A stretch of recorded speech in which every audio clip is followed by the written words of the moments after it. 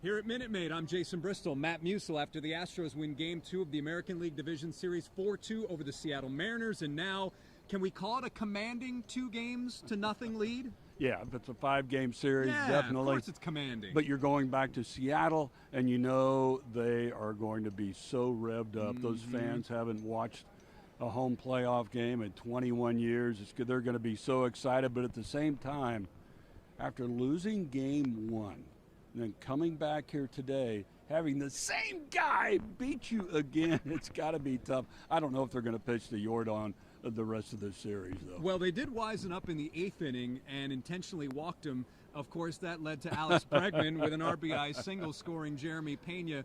Yordan Álvarez, we have seen him take over series before. He was the American League Championship Series MVP in 2021.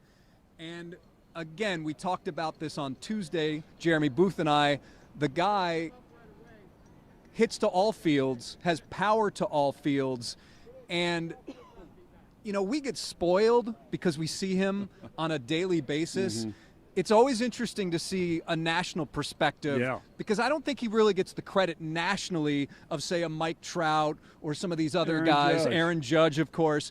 But this guy is arguably one of the top 5 hitters on the planet, and he is showing it right now on a national stage. Yeah, he's so disciplined at the plate. That's what I've liked about him. I remember when I first saw him at Corpus Christi, his OPS, I checked, wait a minute, you're over 1,000? Well, that'll calm down once he gets up to the majors. This guy has been nonstop bop, and that's the great thing about him. When the opposing pitcher is throwing 100 miles per hour, and we're seeing guys up there flailing away, they're going to pull the trigger so quickly. Oh, I got to get set. I got to start early, and they're swinging at bad pitchers.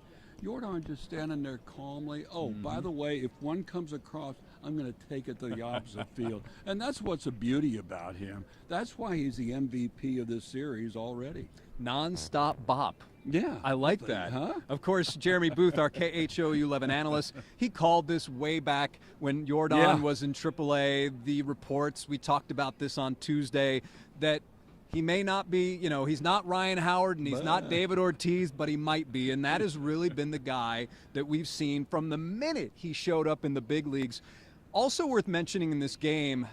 Oh, there's a lot worth mentioning. Yeah, it's something that you and I were talking about before the game, was the play of Jeremy Pena. For his first playoff series, had a big hit Tuesday night in the 9th inning. And in this game, doubles in the 4th, singles in the 6th, has a big walk in the 8th and later scores. Rookies are supposed to be too anxious, too nervous for the big stage.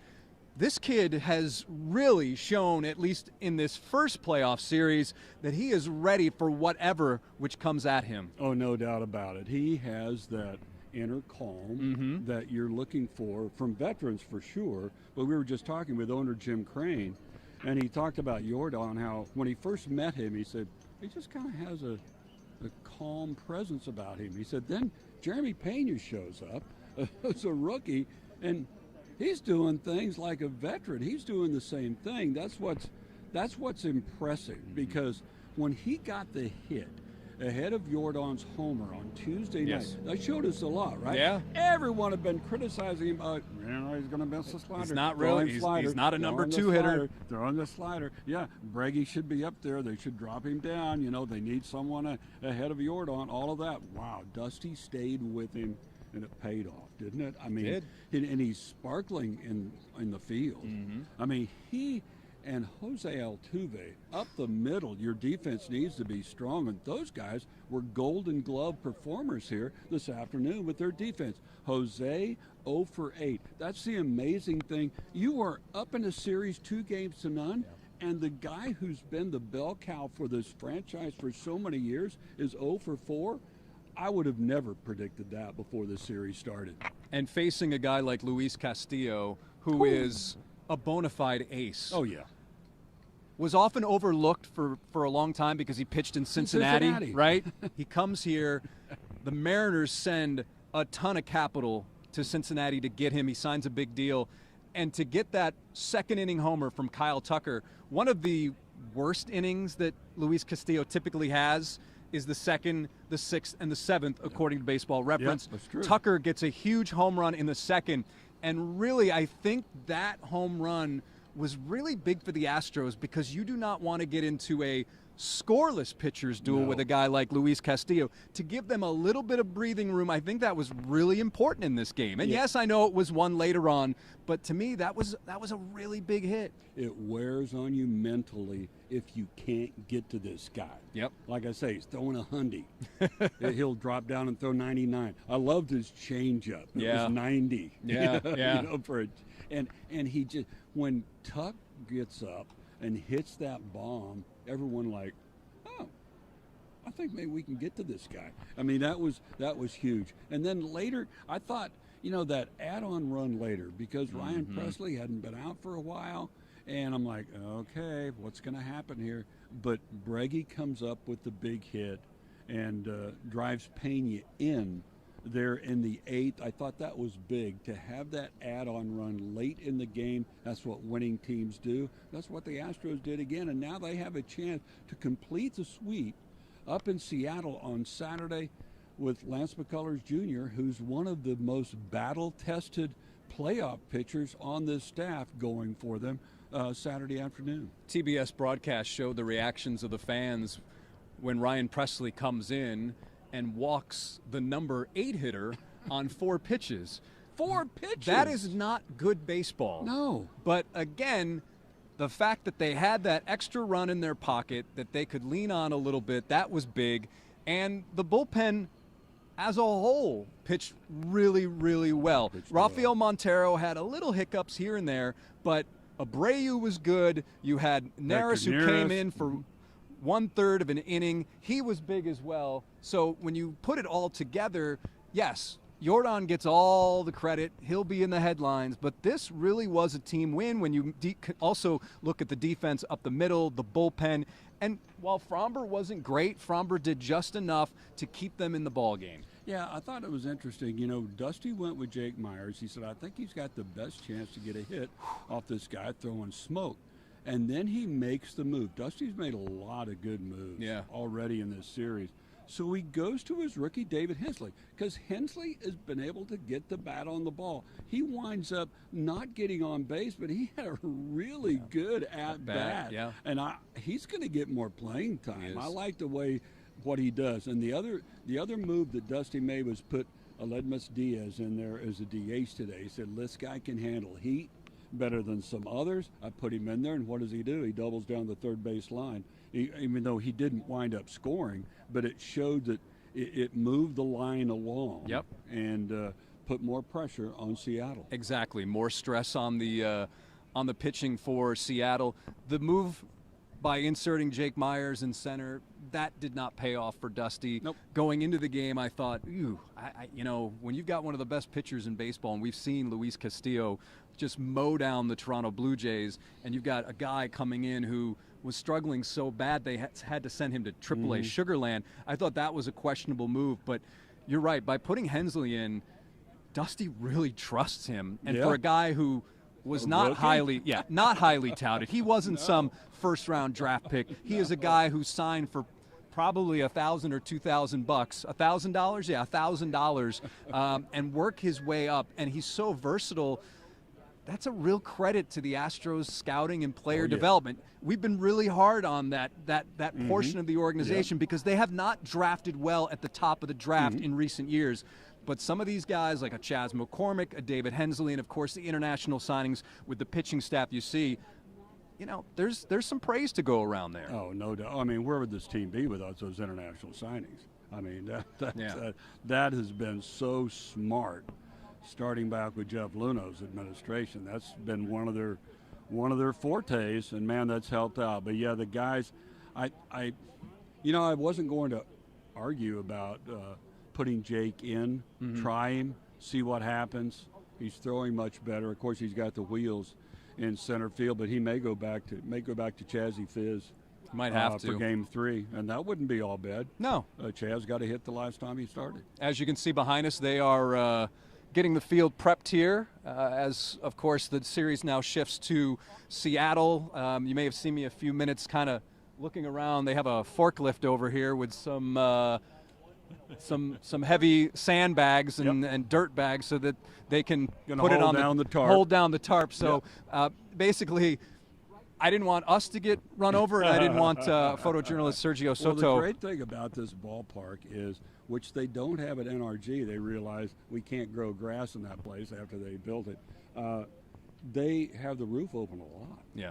You know, you can water grass, but if you get rainwater on grass, it helps so much. So that's why the roof opened as soon as this game was over. I'm sorry, go ahead. I'm excited to see what happens in Seattle. I think the atmosphere is going to be electric. I know Scott Service is counting on that crowd to lift his guys because, you know, I'm looking at the line score. We both keep score during the game.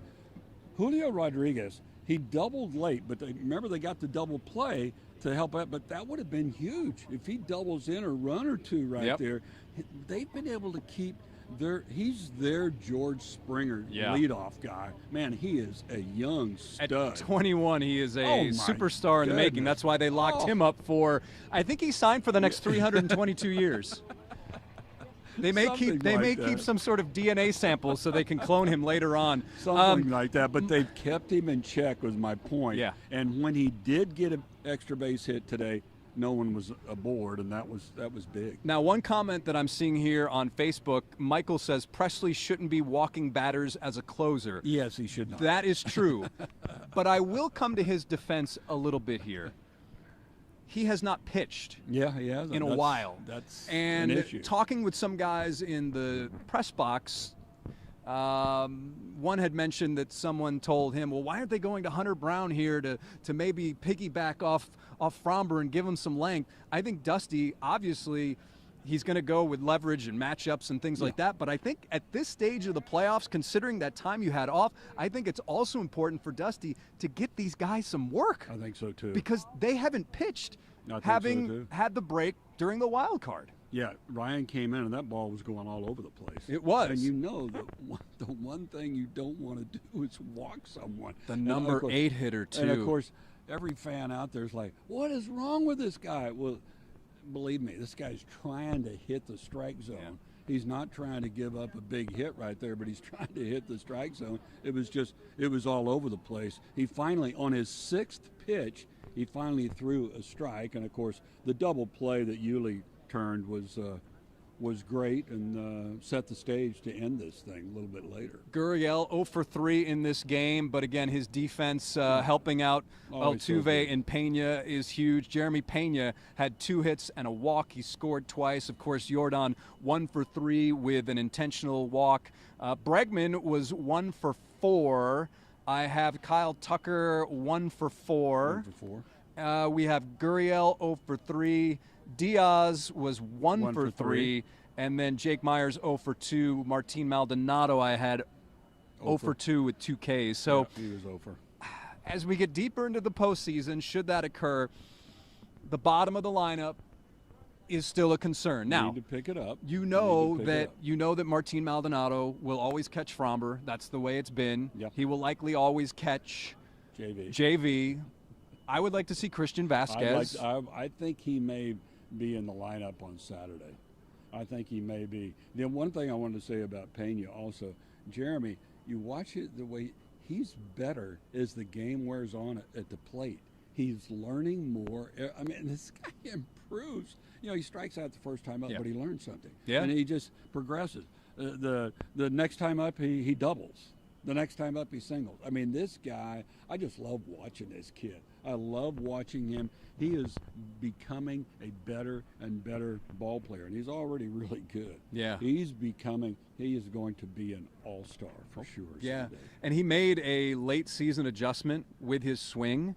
It shows. It shows, and of course he has the bloodlines. His father, Geronimo Pena, was a second baseman in the major leagues for many years. So the bloodlines, and yes, Jeremy never saw his dad play, but that mindset of what it takes to be a professional, you see that. We see that. We see that the way he operates, the way he is in the clubhouse. I've always noticed this thing about Jeremy Pena: when questions are asked, he doesn't answer right away. he pauses. He thinks, okay, what can I say? Yes, he does. What can I say? What would a professional, what does a professional say? And he's very measured. And again, when you're on this stage, when you have all of baseball watching you, because the Yankees and Guardians, that game was postponed due to rain. So, no, I didn't. I caught myself. Old habits die hard. Where's that Charger team from again? Is it San Diego? Oh, I yeah. don't know. And the Raiders, where are they now? So when you look at that, and then you look at the Mariners, they've been getting some balance. I mean, guys throughout that lineup are hitting. So when J.P. Crawford is one of your toughest hitters, and he's a 9-hole hitter, yeah, for sure. One more thing on Pena. What helps him? Talk about his professionalism. Who does he hang out close to the clubhouse every day? Well, who's his locker? Altuve. Yeah, his locker is right next to him. And that is so big for these young players to have these guys. I mean, it's the culture here with the Astros. It's been that way for so long, and it pays off, no doubt about it. But you mentioned they have. You know what I like today is they contain Cal Raleigh. Cal didn't even get a hit today, did he? And Raleigh has been on fire. He was 0 for 4 with a strikeout looking. Now, that strikeout call was very generous in the 8th inning. That ball was down and low. Remember? Well, low, down, same thing. He got the big home run, the walk-off to put him in the playoffs, and then he came up huge in that Blue Jays series, and he came up and played hit the ball well in Game 1. But the Astros figured something out with Cal Raleigh, and I like that. That's a good trend that I want to see by Astros pitchers. If anyone has any questions, you can hit us up here as I'm looking at our Facebook feed. But going back to the Mariners, Scott Servais said, we played a really good game. I think he said we played an excellent game on Tuesday. Yeah, they did. And it was just at the end.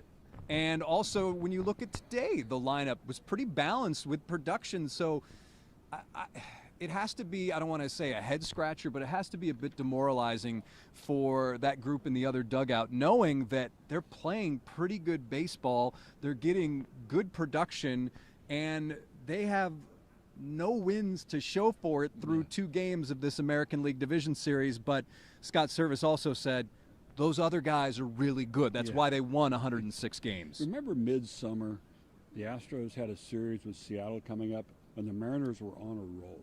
Hey, this is going to be big. And then they ran into an Astros buzzsaw. It kind of tamped them back down because they were surging up the standings.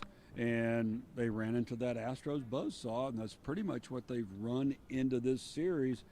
They're a very good baseball team. They're a very good baseball 190 team. games? Yeah, exactly. It's just that they're up against one of the all-time best here. And that's saying something. That's the only thing that's gone wrong for the Mariners. But I think they will really be jazzed. I think it'll give them an uplift in their spirits and everything as they get back to Seattle on Saturday. But I just can't wait to see Lance McCullers Jr. go up against. Remember, he's been so good in the playoff. Last year in Chicago, he throws his arm off, basically, trying to beat the White Sox. But he's been so good against the Yankees through the years. His defining moments have really come on the road in the postseason. Yeah, well, he had the one. Was that the ALCS he won here in relief? Wasn't that at I thought it was. Wasn't it? 2017? Well, he won a game at Yankee Stadium. Wasn't it at Yankee Stadium where he threw all those curveballs in a row? Well, I thought it was here. Okay. He threw a bunch in a row here. All right. But anyway, he is experienced in those tight spots. He loves those spots, and the more the Astros are booed and jeered, the more Lance loves it. He just enjoys that so much. I think it's going to be a great matchup there on Saturday afternoon. Yes, you're right. It was here. It was October 23rd, 2017. Yeah. Through 24 straight curveballs. Yeah. Matt Musil, what a memory on this guy, huh? Every now and then. So what's your middle name? So you're heading to Seattle. You talked about the crowd there. You talked about McCullers. What else are you really looking forward to experiencing and seeing when you're in Seattle and the atmosphere that the Astros will encounter? That's just it. The Astros will get the boo birds wherever they go ever since the 17 scandal. But Seattle is a great city, and it's a great sports city. Now, what's interesting, if this thing goes to Game 4, the Seahawks are also scheduled to play an afternoon game on Sunday afternoon along with the Mariners, and those stadiums are basically side by side. So I understand the Seahawks are making a move to move their kickoff potentially, to accommodate if it comes to that, and that just shows you.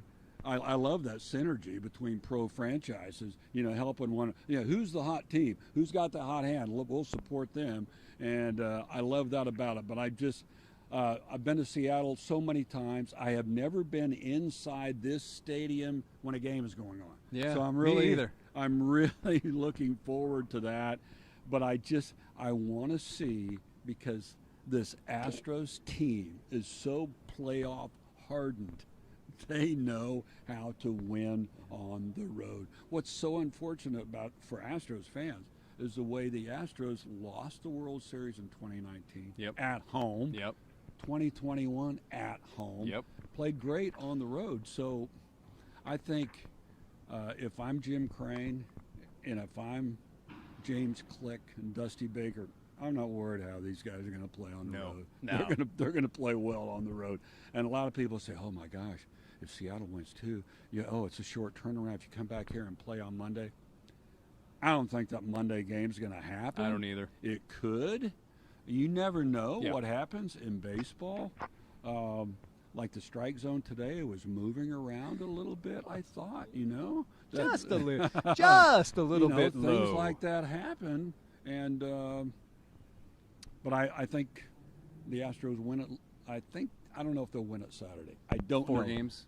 I think it might go to Sunday, but hey, it might happen Saturday. Hey, it's going to be fun either way. Yeah, it's a luxury to have Lance McCullers as your quote-unquote number 3 starter when he's a 1 for probably half the teams in baseball. And then who would you come back with in Game 4, and we can debate that. Probably Javier. Christian, right? I mean, he pitched a little bit. That was the plan. I think you could do that and maybe then piggyback with Hunter Brown. Yep.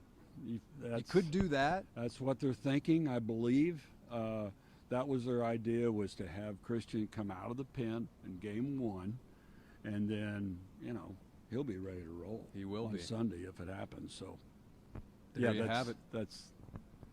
It's exciting. It's an exciting time, and I hope fans are just embracing they are. No, these they are. moments, They are. because They are. it just doesn't come along every year. It seems like it does. Well, here it has. But here it right. has. They're trying but to at some point, all of this will come to an end. they're trying to get the ALCS for the 6th straight year, and